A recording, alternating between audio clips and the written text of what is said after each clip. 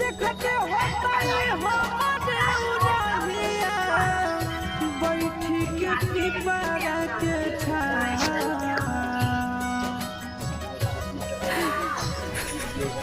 देखते होता है हमारे उड़ानिया बैठी के पिपरा के छाया रुक रुक रुक अरे डरेनिया रुक रुक रुक रे डरेनिया ले ले चल जानुआ के गाँव रुक रुक रुक रे डरेनिया ले ले चल